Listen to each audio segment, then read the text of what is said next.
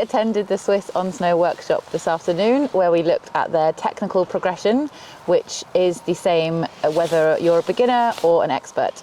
Basically, the technical movements, we went through flexion extension, or what we would call pedaling, and we broke those movements down. We did a little thing like this, where we got into this position and then did this, like that, and then we gave that a go in carving, and then we saw that it's the same movements in their parallel turns and then in their snowplow. Yep. So the other two technical elements that they really focus on is counter rotation at the end of the turn, as well as moving the center of mass into the turn however much you need to, depending on whether or not you're doing a low end snowplow turn or a higher end carved turn.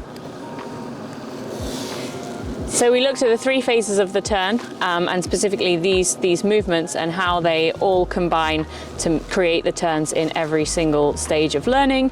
And so it was really interesting for us, because obviously working from the same three stages of the turn and just using a different way to initiate that by looking a lot more at the flexion extension at the start of the turn. So by keeping the three technical elements the same regardless of what phase of learning you're in, it means that your student doesn't have to unlearn technique before they move on to something more difficult.